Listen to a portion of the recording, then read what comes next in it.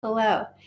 Welcome to my Substack Live. I'm Dr. Stephanie Thrower. I think this is my fifth live interview in a row, and maybe my fourth Substack Live. And today I'm so excited to have, I was posting about this before, we have a guest where there's going to be so many meta things to this because it's like, in some ways we have a very clear thing to talk about, but the ways that we work together have like so many layers of the world of therapist, coaching, creating a course, podcasting. Like, we are in the mix, and that's like one of the baskets of the five baskets we have. Yeah, I have too many baskets. I'm afraid it does become confusing. This is vocational variety. This is what we need. Yes, multi-passionate. I'm a multi-passionate. I am Stephanie Thrower. I am a psychologist. And if this is the first time you are seeing my lives, welcome. I am getting the hang of it. It's like growing skills in real life, and it's kind of the only way you can do it in this space, I think. And my therapy practice, I call myself a vocational psychologist, which when I say that, people literally snore. But I think a lot about identity and work, and it's fascinating in the world that we're in right now with so much change ahead and currently with AI. And I also help people in thinking about how to use AI in their work and their business, specifically focusing on bringing their brilliance. That's so much in here, and trying to scale it out so that not all of their work comes from just that one-on-one work. So how do they help people in developing courses, Substacks, any podcasts, like all of these other ways that we can support people outside of maybe just the therapy room or the consulting space or whatever that is. So, and we are here with Leslie Mathews, who is just so awesome. I had the pleasure of meeting Leslie. I don't even know how our introduction happened. I don't know how we were introduced, but I had you on my podcast, and that's when we kind of were like, oh, that was it. We should work together. Yes. Yeah, that was it. I reached out and I was like, hey, can I be in your podcast? Yes. And you were like, of course. Of course. So Leslie is multi-passionate. She is a licensed therapist, a podcast coach, a speaker, and the host of a podcast called Pulling Threads. She has spent her career helping people navigate the hardest transitions of their lives. And then she has found herself in one of her own transitions, and it has changed everything she knew about voice, visibility, and what it means to show up. So welcome. Thank you. Yeah. I'm super happy to be here in Substack Live. We did a Facebook Live just a few months ago. Doesn't it feel like it was like a lot has happened since then. So, we have been flying through.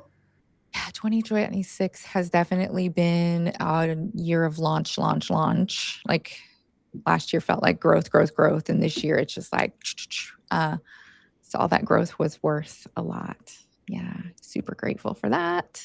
Yes. Yeah. I know it's been so much. Yeah. But yeah, Substack Live is awesome. It's definitely experiencing all the new stuff with it. Yeah. The one thing that happens is your screen will go dark at one point because you're like, not. And people are like, am I still alive? Which you are. I like it that you can see the chat. That's cool. It's so much better. Yeah, I like that better than the Facebook Live. I never liked Facebook Live, so this is cool. I can see the chat too. I can never see it in Facebook Live. And yeah, there's so many cool things about this. Yeah. But cool. if you are watching, or you come on afterwards, please come in and ask questions throughout. We love that kind of engagement. And honestly, sometimes it's like the most powerful moments when we can answer questions, Yeah, you did a Substack Live, I can't remember her name, with someone 2 weeks ago, which was so wonderful and encouraging that I completely shifted gears back to my school community and launched it this week, and I'm so happy I did because she really was that conversation that you had with her really inspired me to and helped me understand, like, I didn't need to have it done, right? Like I wanted to build a library and have it be so expansive. And listening to her, I was like, oh, I can start it for free and have this free group right now and then add that stuff later or even now slowly. So it's not so overwhelming because it was shutting me down. So there's the power of these platforms and having these conversations and having them just be really authentic and real. Uh, Super powerful. I literally turned it back on, paid for the whatever it is in school, take my money school, and I already have people signing up. And so it's really cool. And I get to I'm doing mindful Mondays, which is something I wanted to do for a year. And I start Monday. And I'm like, it was so easy. And it was just like she said, what was her name? And I want to give her Angelina. Angelina. Awesome. It's so easy, like she said. And I was like, I've been afraid of this platform, which is silly because I get on all kinds of platforms all the time and learn new things all the time. And she was right. It was simple. Now my community can start forming while I build. And there will be eventually a premium level, but I didn't need that right now. I just needed a place. And actually, my divorce group, they just did an 8-week program with me. And the real reason why I actually did it was they said, we don't want to stop meeting every week. Where else can we meet with you? And I was like, well, and one of them said, you said you were going to make a community. And I was like, I did. And I want to. Okay, I'll make it today. And they all joined. And I was like, this is cool. So thank you for that conversation. Like, it's huge. Yeah. I mean, isn't that is so the gift that we want to give, right? Yeah. There's something about, I have all these intentions of like getting on Instagram and like posting an idea, right? But there's something, so powerful about what happens to us in these conversations when we sit down and let ourselves settle to listen to people talking. Because like our attention can be so fused with this like 3-second like scrolling experience. But it is not enough time to shift a thing, which often is what we want to do. We really do want to feel differently. We want to make changes. We want to, like momentum, right? Yep. Yeah. So something about that conversation, well, many things. And then that conversation, like, kind of helped you probably see the stuff that was getting in the way or. Yes. I think you had said I was trying to what was I trying to do? Over deliver or something. And I thought, what does she mean by that? And then I listened to the conversation. I was like, oh, I don't have to have it all done right now with this platform. It's so, it'll grow with me and that'll be okay. And if my clients need me to show up for them now and I want to, then I can do that for free. And I love it. Yeah. And we get so attached to the perfect plan. Right. Yes. My Virgo rising perfectionist self, definitely. Yeah. Like we're to rear its ugly head behind the whiteboard being like, and then it will be this and it will be this. And I think AI makes that worse sometimes. I think AI and I think social media, because we see all these people who are throwing hundreds of thousands of dollars. Like if you listen to the coaches who are on, let's just say Instagram, who are promoting their coaching packages and their high ticket and stuff, they get on podcasts all the time and tell you how much they're spending in ads. Yeah. And then we come on, I don't have a $300,000 budget this year for ads. Why not? Right. And therefore, I don't have the same type of platform that they have.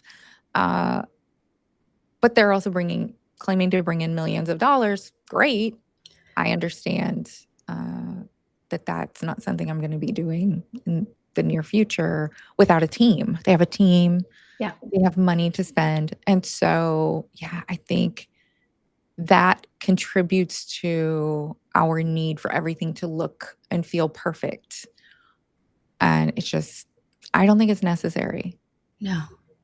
Well, I'm so fascinated by, have you been following the Yap Challenge thing? No. Okay. So there's this woman on Instagram who I think is not new to the online business world. Okay. And I will look up her name in a minute. But she basically had started a new account in November. It went up to she like has a lot of skills, wanted to focus. I think her offer, what she was teaching about, was the importance of getting on camera and how to feel comfortable talking. Yeah. And I think it like maybe a little bit more focused on the short form Instagram space, or really TikTok too, right? Yep. And she kind of rebranded the talking head into the yapping, right? Yeah. And okay. so, I like that. Yeah. She runs a launch, and I don't know the dates of everything. And this is where my perfectionism wants to come in, right? But she did a launch recently and was projecting to make like $100,000 and made $1.2 million for this. For her launch? I think it's interesting. It's like a 6-week challenge. I think it's a 6-week course, and it's a challenge for people and it's like exposure therapy. Get on the camera, talk, do a thing. And that works. Yep. And have a good mic, which is also like, I think. So I was thinking about I would love to do something like that. You already are, actually. That's really good. I might have to come up with a new name, not app. But in a sense, so like, because we kind of are in that world, we are in the world of psychology. I think about how does podcasting, especially if you challenge yourself with adding video, how does this help us hone our voice, show up, get comfortable? Because I actually have the privilege of working with one of your students who went the first cohort. Yep. And I see what has happened as a result of, setting all the text, setting this all overwhelmed, blah, blah, blah. But really it's like, okay, now her job is showing up week after week. Yep. Getting on camera. And I think what you've really taught for her is you do have to find your voice. Yeah. Yes. And that is not in like an immediate, it's not like, and what is better than podcasting to give us this long runway? Yes. Rather than this like, Right. It's such a different, I'll be honest, I still don't love doing talking heads, but I will talk all day long on YouTube. Like I would talk all day. And well, maybe this is your Nobody wants me to do that. Nobody wants me to do that. But I would. You're like, nobody's got time. Nobody has time for me to talk all day. But I don't love getting on for 3 minutes. It's such a little snapshot, and it still doesn't feel quite as authentic to me. But I get comfy with my blanket in my chair and record. Now I'm doing 3 episodes a week. One is with a guest. So that's usually recorded ahead of time, like whenever the guest does. And then it gets pushed out next in line. Right now I've recorded all the way through the end of July with guests. But my Thursday and Saturday episodes are whatever's coming up, whatever inspires me. And so I feel like I can do, I don't know. You know me. I believe in some woo-woo stuff. Like I love neuroscience. I love psychology. I'm a therapist. But I also think that we are all kind of in these cycles of life, and we're passing through different phases at the same time. So I like being able to think on Wednesday or Thursday or maybe even Monday, something will hit me. I'll be like, I really want to do a deep dive on that. And then I'm going to share it. Last week, I was doing abundance work. I started an abundance challenge with Gabby Bernstein. She has an app. It's great. And I thought I'm going to do an episode this week about abundance because that's what's coming up for me. I have some money stuff I still need to work through. It probably is coming up for other people too. I'll share it. Yeah. So I can do that in 15 or 20 minutes. I don't talk all day. No, I could. Whereas on Instagram, TikTok less than Instagram, but on Instagram, it still feels like it has to be a little curated, even though it's a talking head. And I know people would push back and say that's not true, but that's how it still feels for me. Because even the talking head ads that I see, they still look like edited and scripted and perfected a lot of times. Yeah. And it's like a skill I really truly appreciate. And I think for many of us who are looking to diversify our skills, our business, to be, I mean, you're not just a therapist, you also had many careers before that, right? Yes. And I think part of what's really hard is I work with a lot of people who have such expertise, and part of their goal in life is also to, I don't know, expand their legacy, not just their income. Yeah. And to the work we do with individuals is so deeply meaningful, but sometimes it's like, I wish I could say this to more rooms. Yes. Yes. Right? And yet sometimes it's hard to appreciate the things we have to learn in a new, basically, job, right? Yep. And so in the Instagram space, yeah, it's like, oh yeah, I'm saying, hey guys, and I'm saying that, and I'm doing all the things that other people have, it looks as though it's effortless. Yeah. But it took years to develop. Absolutely. Absolutely. If you look at a lot of people who've been successful on Instagram and on these platforms, if you look at their past careers, because I have a lot of careers, so many of them have acting and speaking or they were a news anchor. I know because they're all coming on my podcast because they've now written books and they're blowing up on social media. And I'm like, I can't believe how many people were in musical theater, were actors, were journalists. Yeah.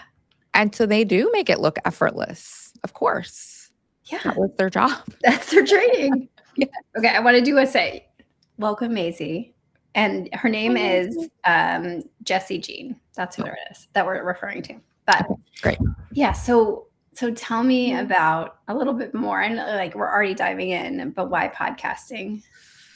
So many reasons, and even more reasons now that I know than I did 4 months when I developed this program. For me, my why was I had a voice block. I'm just going to call it that, right? And I worked really hard in therapy for several years to overcome that. And once I did, I was like, I'm doing this. And a little bit of it was very therapeutic for me to start and have this place where I could share what I'm passionate about, share what I have learned, share what I am learning. And then once I started interviewing people and having them tell their stories or having conversations like this, that felt even better. And being able to do both was magical, right? I can interview somebody once a week and I can get on and share whatever I want. And then it quickly, there was a realization, okay, this is going to be able to serve so many purposes.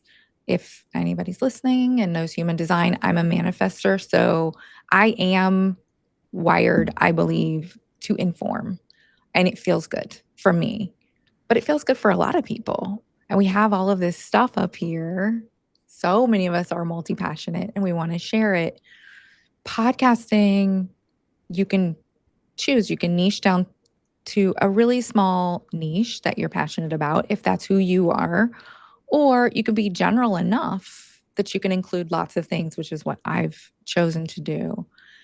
Now it serves as a major, if not the number one marketing tool for me. If a client wants to work with me, they can get so many answers from pulling threads. And this is why I promote and want to teach other therapists, coaches, and teachers to do it, because now a client can look on, they could see, do they like my voice? Do they like my energy? Do they like some of my viewpoints? Do they enjoy listening to my meditations and get something out of it? Because it's a huge part of my practice is teaching people about mindfulness. I have meditations on my podcast. Um, I have lessons. I have educational information about EMDR and IFS.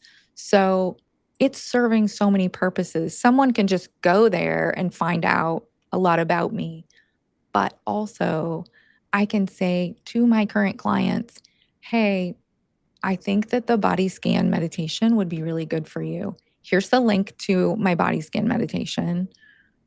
If you feel comfortable and you like it, listen to it 3 times this week. It's going to help us get you embodied. So let's say there's somebody that I've been working with and I think that EMDR would be great for them. Hey, here's the link. I talk about EMDR and the benefits in this podcast episode.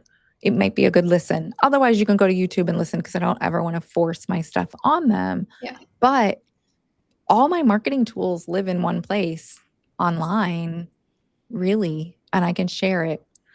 The other thing I would say I have learned in the last 3 months that I didn't have as big of a grasp on is how much networking and bonding with other professionals and just meeting the coolest people. I was talking about the actresses and actors. The universe just drops these people like into my inbox asking me if they can be on the podcast now.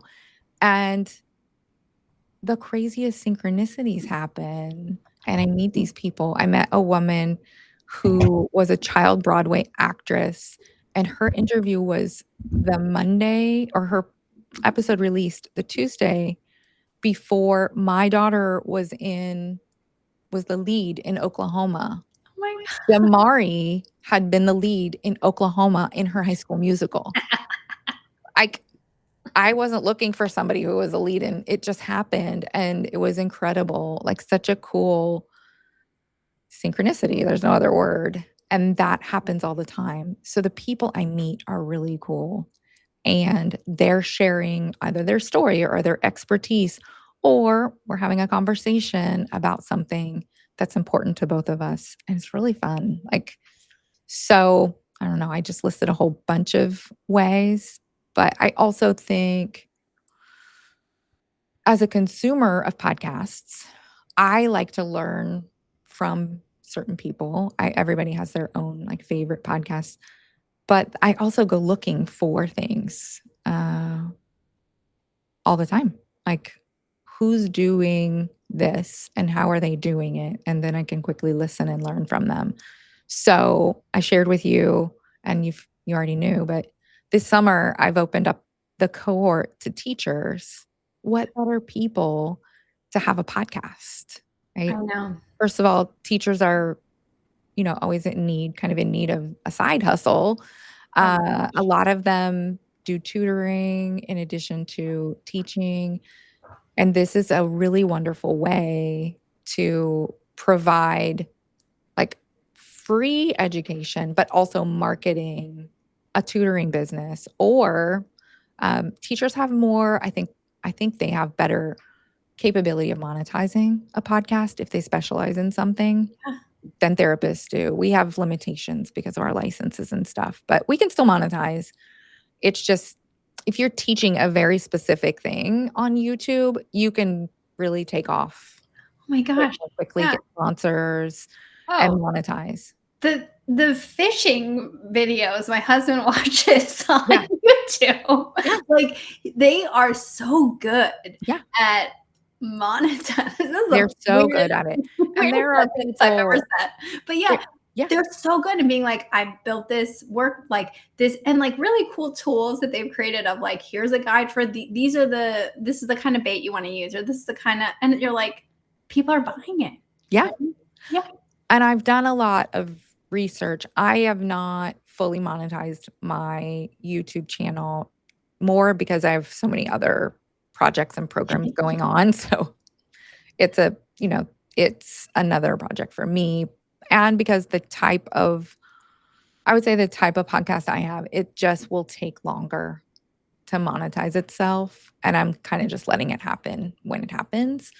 But there are certain things that are much more easily monetized on YouTube. And I do think teachers and certain types of coaches, especially coaches of professionals, can do it much quicker.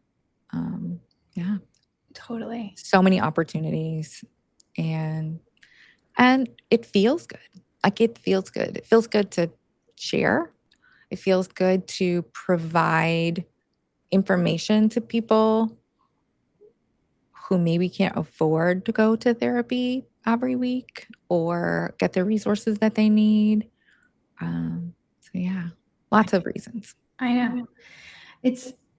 I think I was, even though I helped build your course, I was like, and I think part of my pitch to you when I was like, hey, I think you should build this course, and hey, maybe I should help you do it fast and with a lot of cool AI stuff. Yes. And we did it, and we slammed it fast. And I am so proud of it. Yes. You are so proud, because that probably I'm matters. so proud. The people who've come through the program are always like, it's so professional. I think there's a prize because we put it together so quickly. You did. And they're like, this looks so good. And the AI tool that you built for people is so powerful. One of the people who went through in the spring cohort didn't use it at first. And I was like, go play with the AI. And she was like, oh, I saw it there. And I was like, use it. And then she came back the next week and she was like, oh my God. Oh my God. She's like, I almost don't need to watch your videos. I'm like, no, you still need to watch the videos, because you're going to come back and ask me questions, and the answers are in the videos. But yeah. I think that's a thing that I'm wanting to address more, is why do we even need courses when we have AI, right? Yeah. And that's literally the opposite of my goals. And so much of it is about like improving our teaching, and making it more nuanced, accessible, kind of help with some anxiety, I think. Yes. Sometimes you want a fast answer. And so, or they're literally like, I don't know where this link is. And to be like, where is it in the course? Right. Right. Like those kinds of things that remove some of the unnecessary friction of learning. Yeah. I asked Claude what its take was on this particular question before we got on the call. And it said, AI removes the friction, not the human. And I was like, yes, that's it.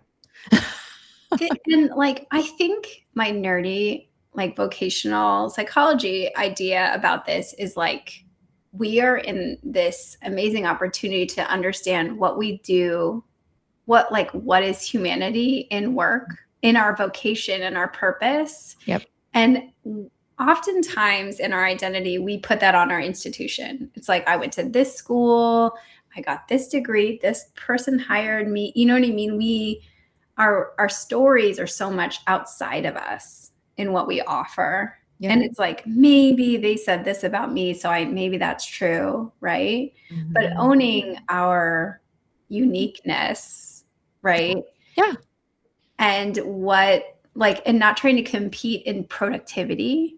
Right. Like, yeah, it's a thing that we are continuing to think about. But yeah, I think that specifically for people who were in your cohort, because we went back and forth, we were like, this is strong enough, I think, and I think you agreed, that you don't have to be a part of the course. Like, right. I still think that it answers a lot of questions and walks people through a stepwise process, just like a really good workbook could, you know, like, and it has some great workbooks, right? And but I think that you were pretty adamant, like, no, I think I want to be there and I want to build this space that we work together. So talk a little bit about what that did, what it offered. Yes, that was something I felt was really important because the truth is there are other podcast, how to podcast programs out there. There are plenty of them, right? And they're built by people who have major resources. We built, you and I, a podcast course that could be sold on its own easily. Like we could put it in an evergreen package and maybe someday I will. But the thing that differentiates it is the cohort. And because the cohort is going to be made up of other therapists, coaches, and teachers for the summer, that means you have people in a virtual room with you, supporting you, listening to you, cheering you on. I'm there. So honestly, the meetings sometimes go over because I'll stay and help someone troubleshoot. Technology is always changing. So if you build a podcasting course today and just send it out into the world, tomorrow something in that course has changed. So that's one piece of it. Just I'm constantly keeping up with what's changing. And if something doesn't work, I had someone have a glitch in Spotify because they changed things in the 1 month since I had recorded the instructions to. And so we jumped on a call and we got through it. And then I went back and changed my materials. So I think because partially who I am, how I want the course to feel, like I want it to feel like I am right there with you. I'm going to hold your hand, but we are going to be done with it. And it's going to be launched in 6 weeks. And I'm not going to let you forget like every week. If you come in and you're like, I didn't have time to do the work this week, I'm going to be like, okay, here's what you need to do for next week. Not in a mean way or a pushy way, but like, I want the finished product to be there at week 6. And then we do an add-on week where it's like show and tell and everyone gets to show the 1 or 2 episodes. And everybody in the program, like my winter people have probably 9 or 10 episodes up. And I saw one of my students the other day has a whole new thumbnail, like color and design. And I was like, they're already evolving. We're just a few months out and they're already evolving naturally. And it's not cumbersome and they love it. They're getting on. They feel what I felt once I started. And that's what I want. I want people to be done.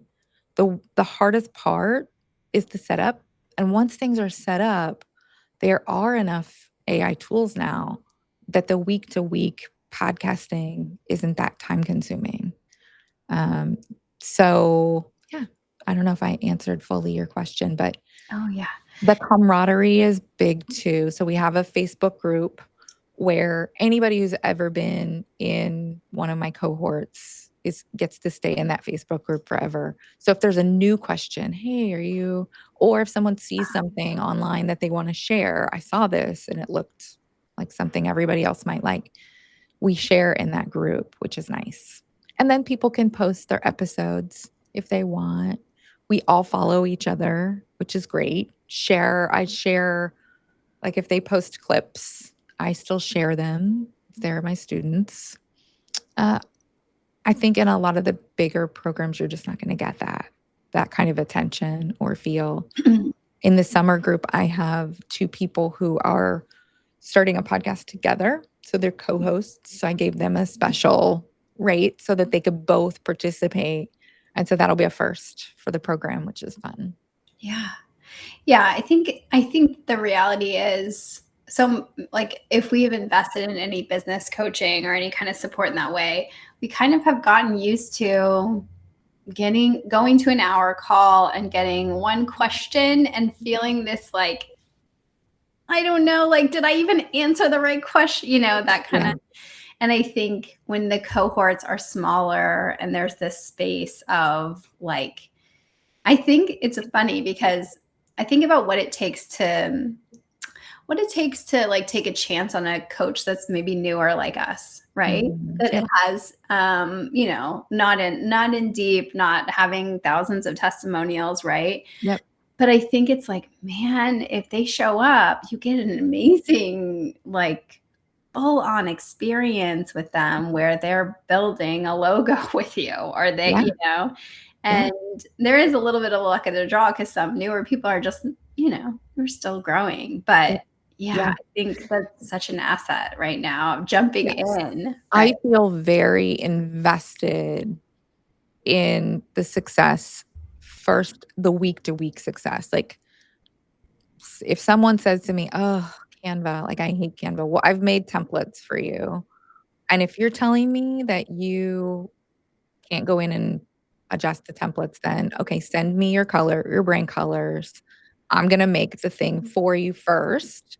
Send you a video how to adjust all the other templates that I've given you as I want you to be successful. Like I want this to work and I don't want it to feel like a burden because I think a lot of people who start down the podcasting path do get caught in the weeds. Oh my God, like which microphone? I was one of those people. I probably was delayed 3 months trying to decide what background to have and like all these things that now I don't care at all. Like I don't care. But the microphone, so I give everyone my list of tools. Yeah. And I'm also happy to talk to people about what I tried because sometimes I have already tried the lower budget things and I'm using the Shure mic, which Yeah. is the gold standard, and not everyone can afford the gold standard. Okay, so here are the things my other students have used. I just want you to have one that works. And if you send me the link, I'll even go look at it and tell you if there's anything that I see that could be problematic. So yeah, I'm invested, like maybe a little bit too much. Yeah. And then, I But mean, I that's don't like, think that any of the students who I've worked with would say that. I would say they're grateful that I'm willing to jump in and do whatever it takes to get them done at the 6-week point. yeah. Yeah. Yeah. Yeah. I mean, and when they're ready to show up and be there, like, it's like, yeah, let's do this. Yeah, and so much of it is mindset too. So I would say the 2 biggest barriers are the fear of showing up in this way and the lack of understanding that showing up on a podcast is going to feel different than a talking head. That's huge. And then the other part is the technical part. Like, am I going to be able to figure out how to make things transfer from YouTube to Podbean to Apple? Well, once you set that up, you never really have to think about it again. I just recommend people pop in and check and make sure it's working every once in a while. But in my 2 years, I've never had an issue. Once I set Podbean up, everything just happens. I don't have to go in every week and populate a bunch of different platforms. We populate YouTube and that's it. So Yeah. it's technical things like that. But once we can get them over the hump of this setup, which can be frustrating, especially if you don't love technology, we get them through the setup part and then you're good to go. Yeah. Yeah. Yeah, I think that the video when like someone like accidentally like falls and like like falls into their pajamas and like has a cookie, like that's how I feel a little bit with podcasting because I think like I had wanted to, but I almost needed a little bit of like a workaround to really get myself to do that. And I think and I think as weird as it sounds, having these be live, right, Yeah. is because I think I had been in a coaching program where it was like a thing you were supposed to do. And I, being a good student, I was like, I'm going to do these I'm things. gonna do it. Yep. Do it. And I kind of love it. Although what I really love is the conversation, right? Like I have had 6 hours in a row of conversations where I've asked people today, their feelings and thoughts. And like, this is we know. Like, Yeah. and a lot of us in the therapy space, like, this is what we are trained to do. Yeah. And so, yeah, I think that, I think where my question is what what have you had to do to be brave in this? In this space, initially it was starting, right? Like getting past the perfectionism and how everything looked. Yeah. That was a challenge. Like there was a delay. Then I've had to be brave and owning that my podcast is my space and I get to choose who's in it and who's not in it. And that's okay. And I think there have been a few times when Mhm. people have maybe wanted to come on and I've been like, it's not in my nature at all to say no to people. I'm Yeah. definitely a people pleaser. And so there have been people who have even come on and shared something that I don't believe in. Or Right. as a therapist, I feel like I can't, I can't. So I have had to edit things out before. I have I have one episode I will never publish. I just feel that there were things that were said that could cause harm. So as a therapist, I can't publish that. So Mm. those are areas where I've had to really look at my own values and my integrity and say this is uncomfortable because this is a good person. We're just not in alignment with um in that situation, it was coaching versus therapy or coaching versus trauma informed approach. And so, yeah, there have only been two instances, one where I can't publish the episode and one where I had to go in and do some editing and just to make myself feel comfortable. But that gave me something too. Like it empowered me and it showed me where I am now versus where I've been in the past when I let people maybe not bully me into do something but I worried more about what other people's comfort level was rather than what I believe in. And so, yeah, I think it has given me an opportunity to be uncomfortable in a way that has made me grow, if that makes sense. Yeah. Yeah, I think that it does take courage to I think as any of us who have businesses, will get some coaching, right? And it feels like this is their strategy or this is like the way of doing something. And I think it has been interesting to even try it and be like, this is not for me. And I Mhm. think that there's ways in which we have both intentionally shifted, Yeah, some advice to say, no, I think I can do this, or no, I want to.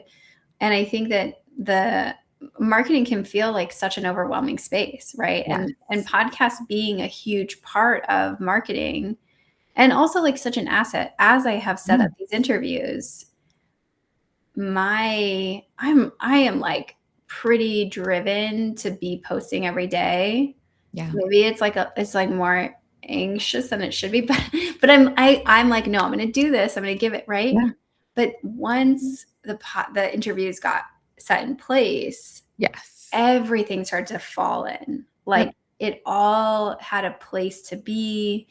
It had a natural flow. I was less in this like content pillar. I don't know, Yeah. Yeah. right? Yeah. And um yeah, I think it's such a struggle to find your chair in something new and something so visible as this. Yeah. And so, but I think you're so right. Like there's kind of an owning piece Yeah. and creating a space. Yeah. Whereas sometimes I feel like when you're creating short format content, you're like, okay, I'll put it out there. No one will see it. And that, you know what I mean? Yes. Yes.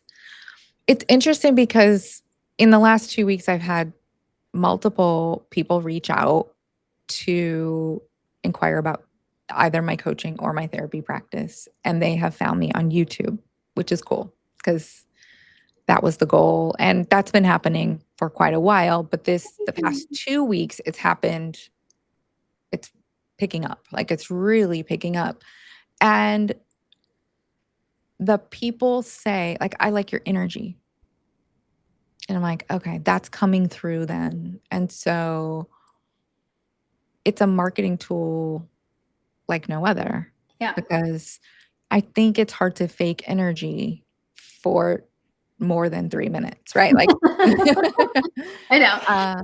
You can, and people do, but I think because I've been doing it now long enough, there are so many episodes and so many clips that anybody who finds me there, they're going to see and they're going to understand like how I'm going to coach them or how I'm going to work with them. Yeah. And I do think it's a way to bypass the referral system a little bit.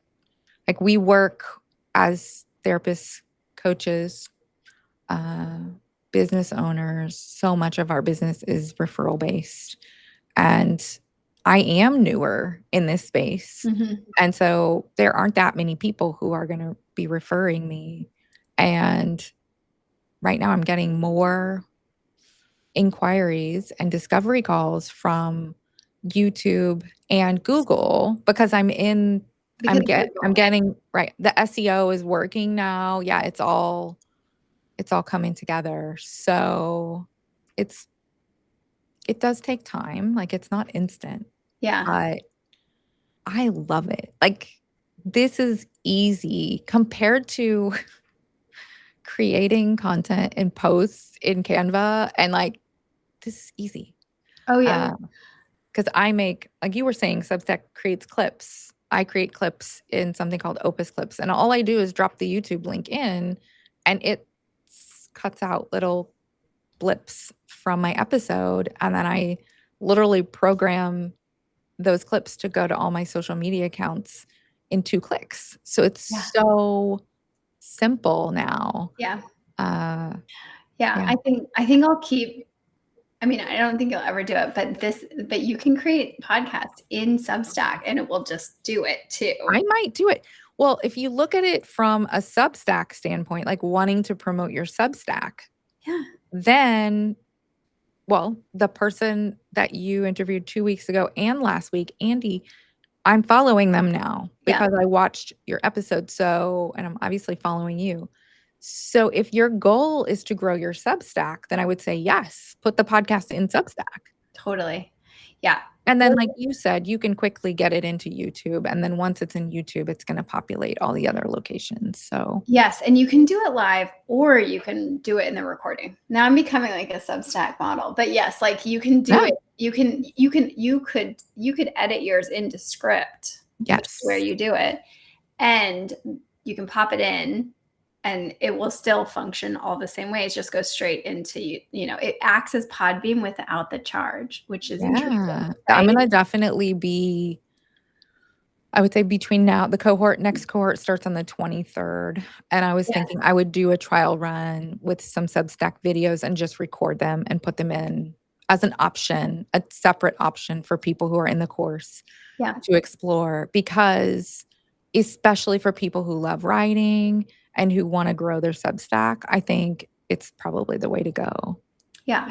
And I might have an app for you then. Okay. Because I have, just like I set up your app that has the prompts in it for the steps of setting up your podcast that just follows your course. I have the same thing for Substack. And so it's kind of like a stepwise process. Yeah. Again, I'm becoming like a, you are. This has been amazing. I think I probably could talk all day with you. And sure we could.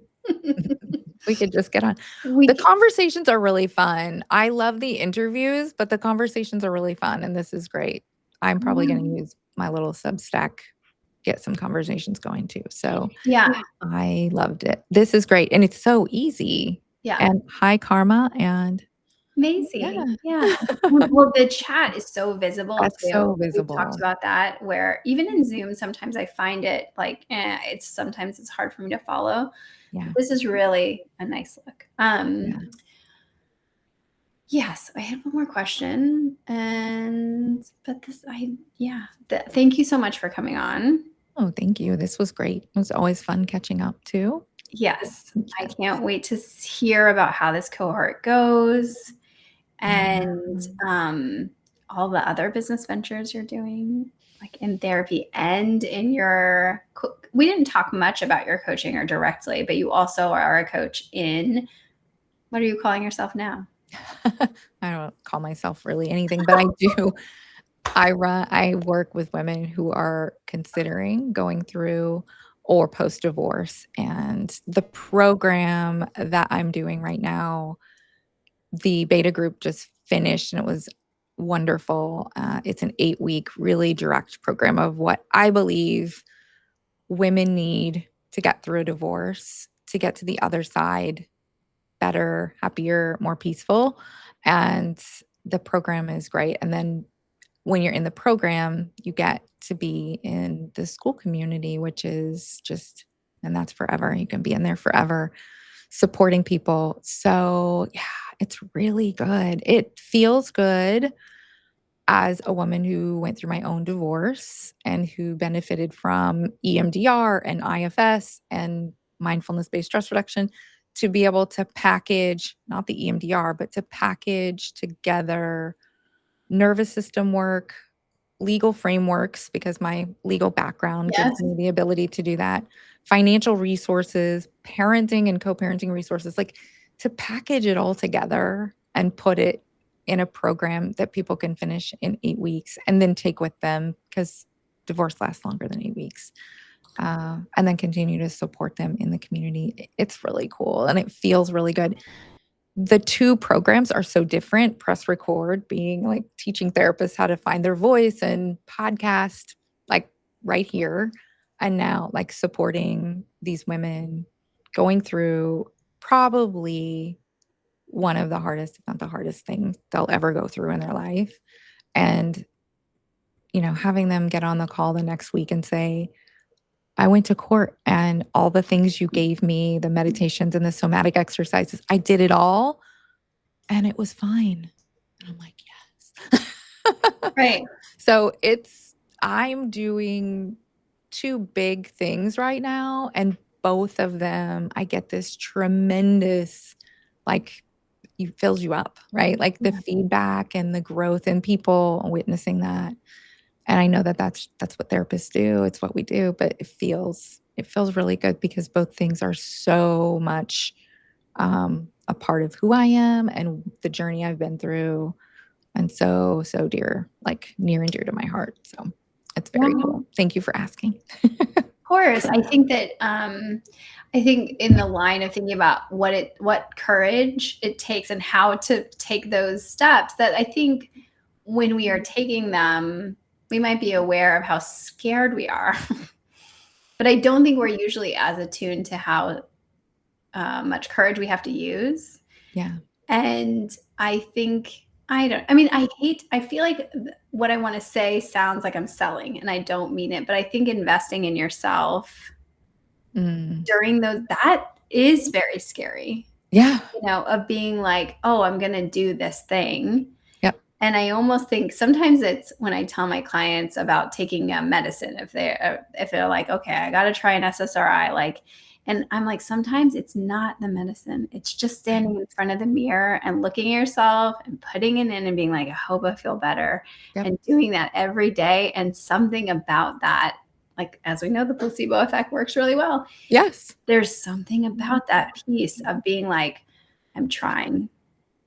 I'm Yep. going to do this, right? And I dip my toe in and then my top of my foot. Yeah. Like, and I do want to say, and I don't care if it sounds salesy or not, like, I do want to say to you, like, it did help me tremendously to start Press Record first with you helping me build the Yeah. program. Like, it took we did it so fast. You did it incredibly fast. But then we had this beautiful course, right? I know. And all I had to do was give you the information I knew, what I had learned, and what I knew. You made everything look beautiful and professional. And then I just had to show up. I Yeah. made the videos talking about things that I already knew. And then that was like a gateway for me with the divorce course because I had been sitting on it for a year and it was like perpetually brewing, but I hadn't done it. But the minute we finished press record, I was like, oh, now I know. So a shout out to Dr. Stephanie Thrower. Like that was like a launch pad for me. And now I feel like I'm launching something new every other week. It's so true. And I think that it's a weird thing about AI, which is like we can create things very fast now. And sometimes that puts us in a state of perpetual, I don't know, like too much doing, right? Yes. But I actually think Karma Spence is on watching, and we had a conversation a couple of weeks ago about, it wasn't on Substack, which like I'm gonna have her back on so we could talk on Substack, but we did it on Facebook Live. And we were talking about writing books because she helps people write books. Yes. And writing the right book, not just books, right? And so I think we can be so precious about courses or books or the thing, right? Yes. And and honestly, what I want people to do is just get in there and start doing it and know that we're going to throw some of it away, or not everything is going to be used. Or even when you go in to start teaching with people, it's like, this is too much. Like there's it's like not being so precious with this work. Just do it. Just do it. Just like Nike said, like, just do it. I actually came up with an idea for a trauma bond bundle a few weeks ago because of an experience I was having. And I had a few clients, and I do, for whatever reason, women in their 30s who are going through a breakup where they're having a really hard time seem to find me. ChatGPT keeps sending them to me. And so I created this trauma bond workbook, like to help people get through it, and then meditations and somatic practices. My assistant and I turned that around in 3 days because I was inspired. She built a store on my website. Like, so now we're building all kinds of digital products, and it only took us a few days. I did have her help. I want to disclaimer. I did the writing, and then she took it and made it look beautiful. And then we looked together and like we created this store with Claude's help. Claude gave us the directions, but once it's done, it's done. And now we have a template for the workbook, and she's building another one for me for couples now. Like, you're right. Once you do the thing, just do it. And then you'll see it's not as complicated as you thought it was going to be, or as difficult as you thought it was going to be. Yeah. And it just, I don't know, it opens Pandora's box or something, because then you can do anything. Yeah. And it is an editing process, right? And so you have this product where that you've done some editing on after it's built, but then it's also like, does this make sense? No, it doesn't, right? It's also the scale that we're going to grow of like, I have 7 other projects on my mind and I'm going to say no. Yes. And that editing out is freeing me up because I was so on that way to be like, I'm going to do a school. And then there was like some wisdom back of like, I think you have it all already. I think you're building on top of your, Yeah. Well, I think that listening, right? Listening and scanning, because I was like, I'm not going to do this school. But then my clients are like, but we want more. And I was like, well, I've been wanting to show up and do Mindful Mondays for 2 years. This seems like, so I have my strategy in human design is emotional. So when I come up with an idea now, I try to wait 3 or 4 days And usually like I get really excited and then I'll get really scared and then things will level out and I can say, okay, I'm going to go through with this, but not that, or make a decision based on that. Everyone's got a different strategy. Some people have the gut instinct that it's a yes or a no right away.